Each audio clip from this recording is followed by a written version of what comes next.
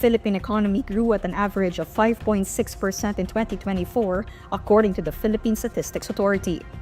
This figure is a tad faster than the 5.5% growth recorded in 2023.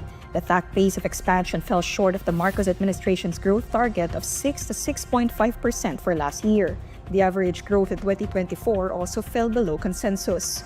An INQUIRER survey of economists last week yielded the immediate estimate of 5.8% for the full year growth. According to analysts, the economy would have posted a more solid growth in the final 3 months of 2024 if not for the onslaught of typhoons late last year, which restrained the typical surge in economic activities during the holiday season.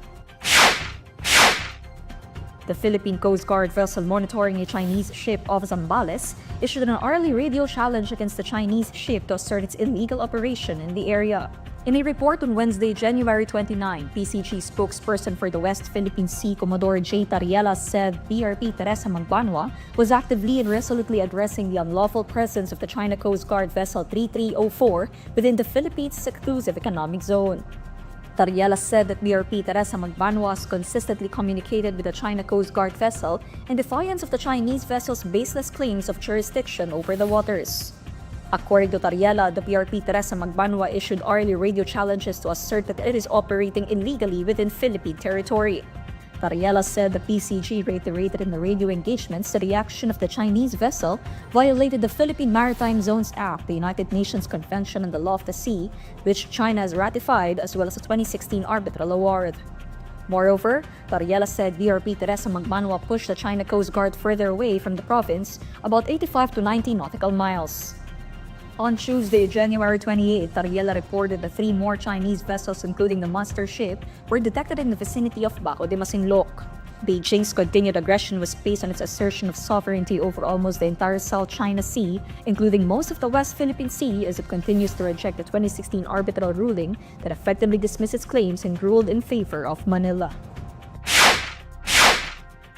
Contrary to the claim of a Chinese official, the Philippines never sought permission from Beijing for its resupply missions at the Union Shoal in the West Philippine Sea, according to a National Security Council official. China Coast Guard spokesperson Liu Jun earlier claimed that the Philippine government's latest rotation and resupply mission to Ayungin on January 24 had Beijing's approval. In an interview on Wednesday, January 29, National Security Council spokesperson Jonathan Malaya said the Philippines does not allow China to board the country's ships to do inspection. Malaya said the country has a notification system with China to inform them about the resupply mission, but to clarify that the country does not get permission from China. In June last year, the Philippines and China reached a provisional understanding for the conduct of resupply missions to Filipino troops stationed at BRP Sierra Madre, Mayungin, after a Filipino sailor lost a thumb during a violent clash between Chinese and Filipino troops in the West Philippine Sea. Reacting to this, former Supreme Court Senior Associate Justice Antonio Carpio had said the provisional understanding should be temporary and must end soon. Carpio, who was part of Manila's legal team that won the 2016 landmark arbitral ruling at The Hague, warned that China might expand the arrangement to other Philippine claim features in the West Philippine Sea. Carpio said that by practice, the country follows what China wants and sits down with them before a resupply mission in Sierra Madre. But according to Malaya, the country will not follow that, adding that the arrangement was only for Ayungin and does not apply to other parts of the West Philippine Sea.